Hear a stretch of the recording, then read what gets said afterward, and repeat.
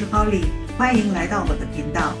今天和大家分享我在槟城5天4夜旅游的交通、住宿、景点、美食、伴手礼和注意事项。在槟城，我们的主要交通工具是出租车，用 Grab App 招出租车非常方便，而且价格便宜。在乔治市内5到10马币，乘车20分钟到升旗山也只需10多块马币。在壁画街，如果走累了，可以乘坐这种3轮车，司机还可以当导游。这是我们住的宾馆 Sub Hotel， 这个宾馆的位置非常好，马路对面就是信州桥，步行5分钟就能到壁画街和著名伴手礼商店明香泰。房间一进门是玄关，从窗口可以看到信州桥和槟城大桥。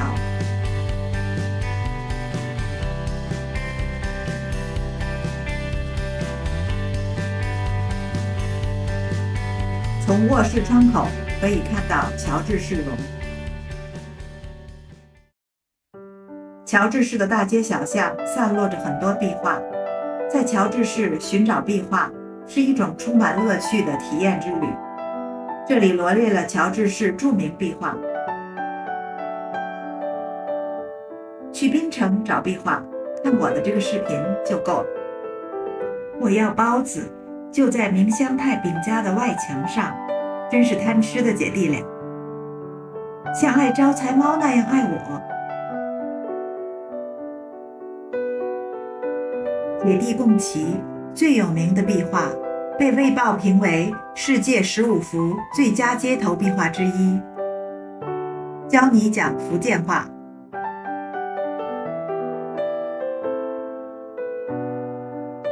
这是著名的彩虹伞街，彩虹颜色的雨伞在阳光的照射下更加鲜艳灿烂。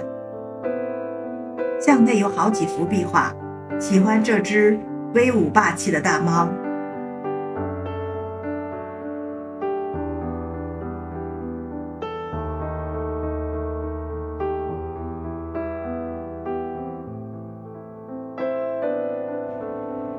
笑傲江湖在大冲巷。爬墙男孩，有名的壁画。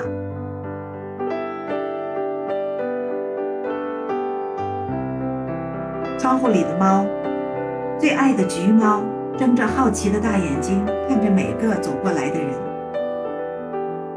这几只可爱的猫在大橘猫里面的窗户，别错过了。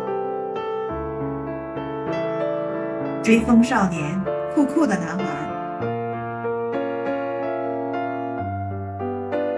兄妹荡秋千，兄妹俩的快乐写在脸上，从眼睛里流露出来。卖豆奶的老奶奶，旁边的椅子可以让游客坐下来休息拍照。这是位于打石街的猫咪艺术品商店，除了卖猫猫的商品，还有猫咪壁画，店员非常友好，爱猫的朋友不要错过。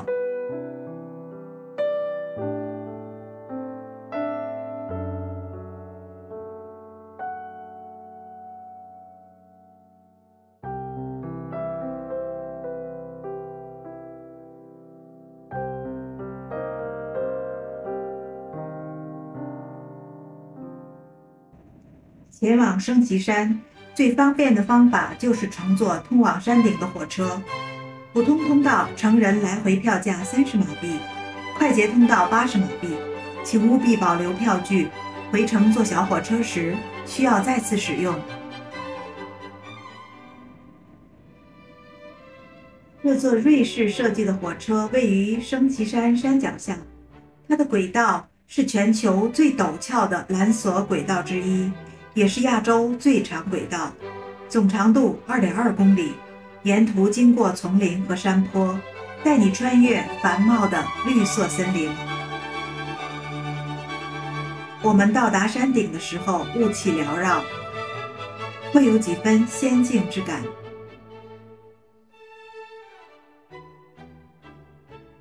位于山顶的悬崖咖啡馆有槟城著名的街边美食，可以在这里喝咖啡补充体力，价格便宜。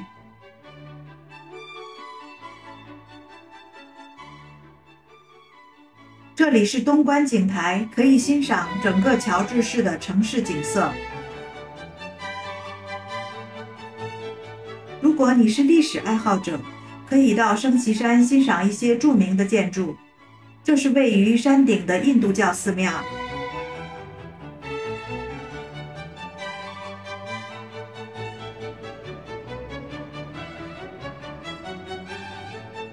现在我们来到 The Habitat 生态公园，这里需要另外买票，成人票价60马币。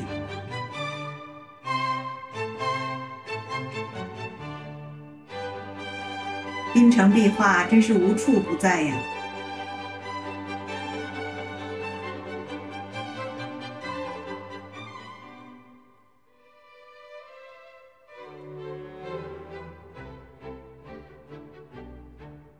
这就是树冠步道，全程230米，高出地面40米。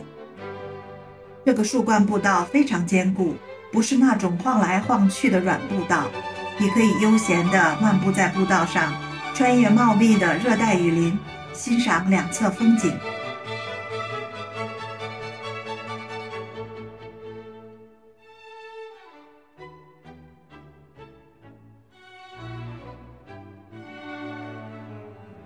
现在我们来到森林天空步道，海拔高度800米，踩在钢铁步道上，感知全方位无死角的镂空感。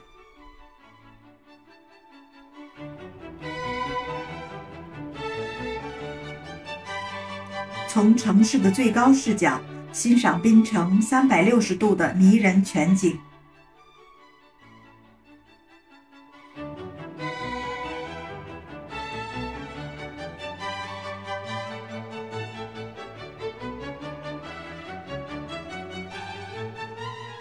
不远处看到的这组建筑就是槟城总督办公的地方，已有200多年的历史。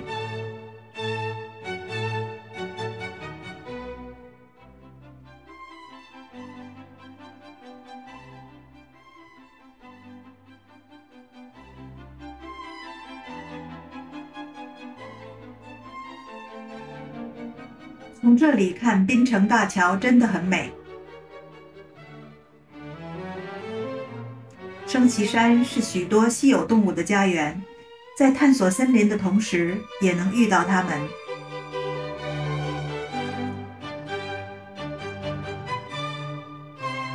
我们今天有幸看到了巨型黑松鼠。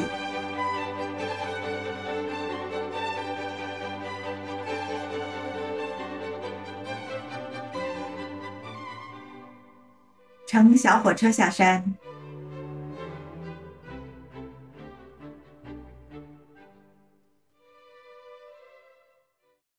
极乐寺始建于1891年，寺庙依山傍海，是东南亚规模最大、建筑最宏伟的华人佛寺。万佛宝塔高30米，9层建筑融合了中国、泰国和缅甸3国的设计风格。爬上万佛宝塔，从塔上看风景很美。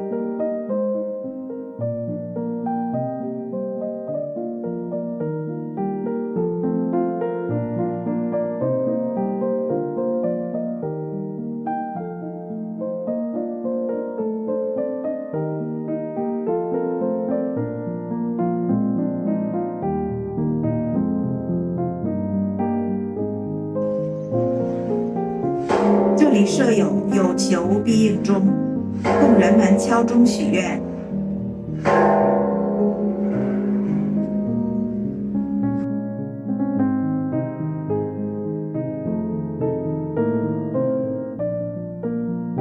这是慈禧太后亲封的海天佛地。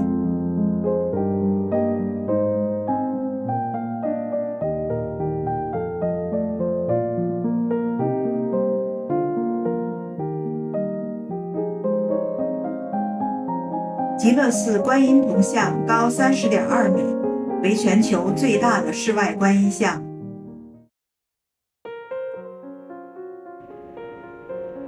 信州桥是姓氏桥中规模最大的一座桥，桥上约有75户人家，可以安排和壁画街在同一天游玩。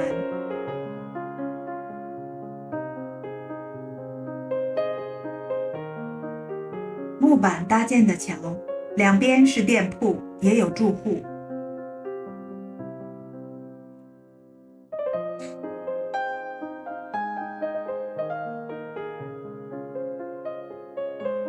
这幅壁画好有趣，海上人家的生活。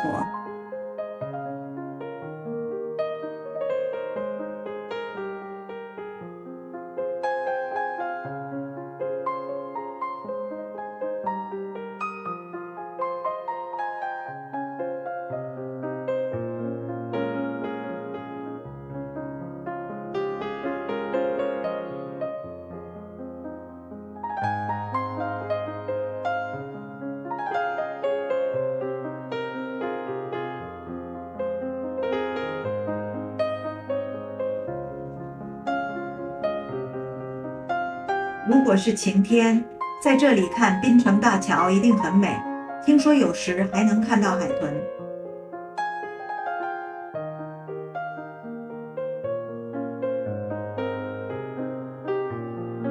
槟城市政厅是槟城最美的欧式建筑之一，明亮的黄色很有活力。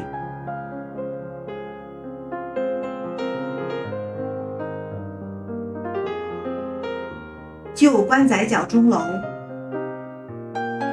为庆祝1897年维多利亚女王钻禧庆典而建。钟楼高60英尺，每英尺代表女王在位的一个年份。吉宁贾毕丹回教堂是由印度穆斯林商人于1801年兴建，是槟城最大最古老的回教堂。这是马来联邦铁道局大楼。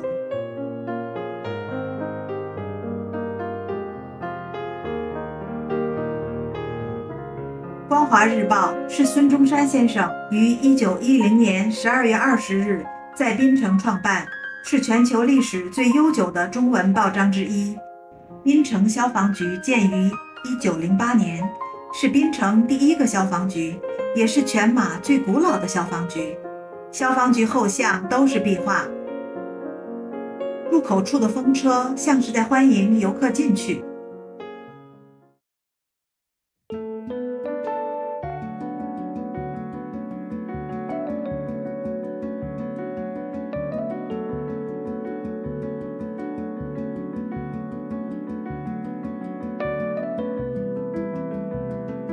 白咖喱面非常好吃，没加辣油时汤底有清甜椰香味，加辣油后口感层次更多。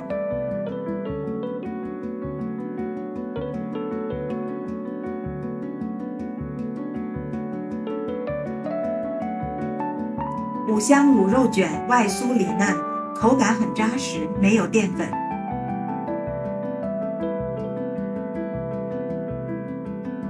潮州煎卷很特别，里面软糯，还有小虾米的鲜香。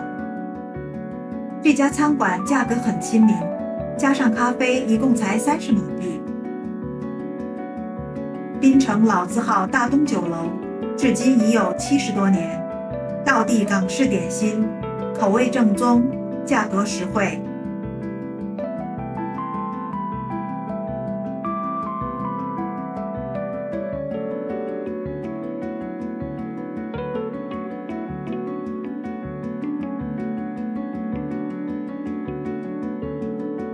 推荐帝王包、流沙包、猪肠粉、烧麦、凤爪、排骨。帝王包是招牌点心，面皮松软，还有奶香味，馅料丰富，有鸡腿肉、冬菇、叉烧。最特别的是，帝王包的底是用糯米做的。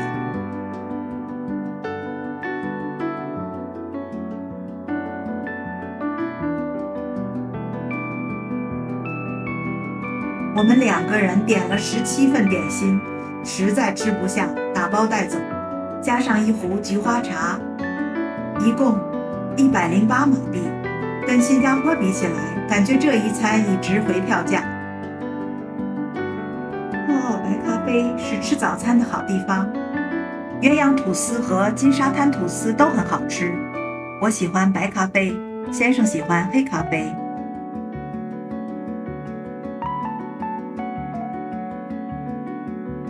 老虎炒粿条值得品尝。第一次喝豆蔻水，酸酸甜甜的，我们很喜欢。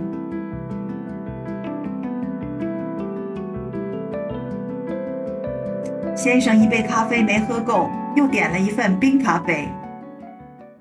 龙凤茶室是一间怀旧满满的餐厅，怀旧的音乐，怀旧的餐具，楼上还有怀旧的手工艺品售卖。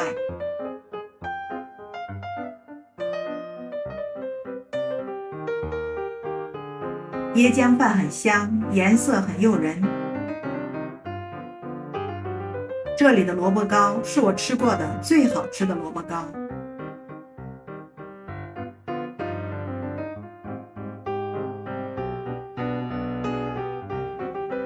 我们的酒店距 Julia Street 不远，晚上就慢悠悠地走去夜市。第一家就是网红云吞面，又买了炒粿条、沙爹，猪肉沙爹非常嫩。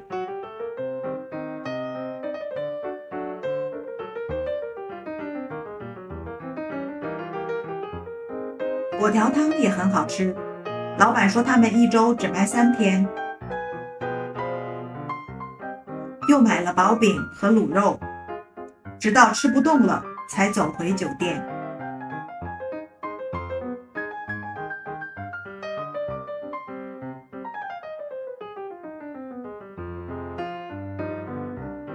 这就是非常有名的潮州尖蕊，游客很多。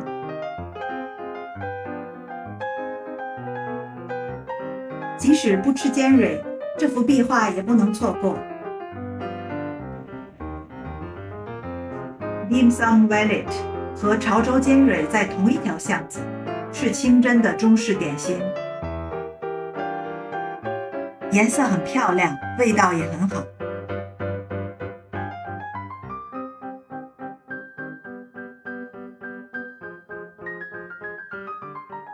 梁少爷5号炒粿条是有名的街头美食，特意跑来吃，虾和雪蛤很新鲜。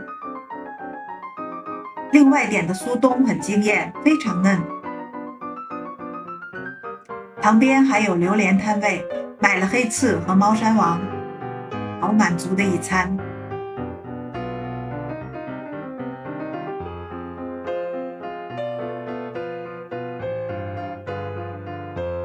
槟城不愧是美食之都，不仅仅有令人垂涎3尺的街头美食，还隐藏着很多独特的咖啡馆。今天我们去 Narrow Marrow， 这家人比较多，我们等了半个小时。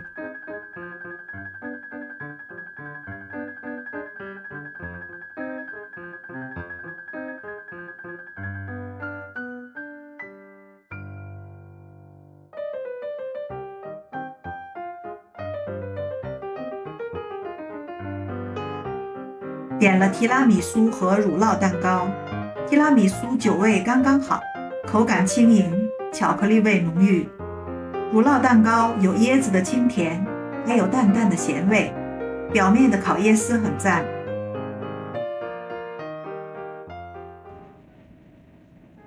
异乡饼家至今已有160多年历史，门口有2个宝宝大模型。豆沙饼非常有名，一盒才11块9马币，回去尝了尝，真是名不虚传。全家人都认为这是吃过的最好吃的豆沙饼，我们很后悔没多买一些。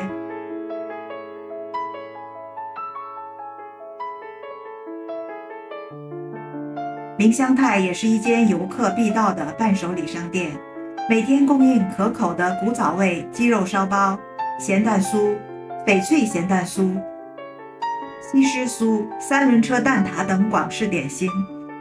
我们买了4大精选，都很好吃。明香泰旁边是家珍饼家，最有名的是手工蛋卷，可惜都被预定了，我们没买到。有谁吃过这家的手工蛋卷？告诉我们味道怎样？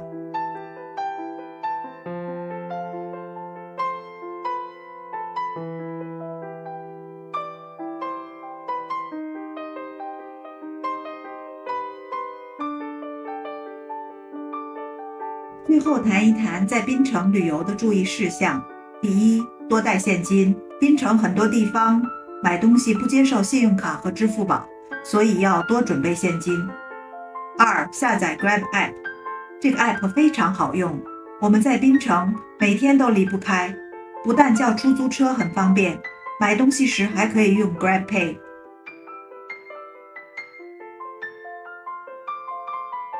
我们的现金带的不足，这个 App 帮了我们大忙。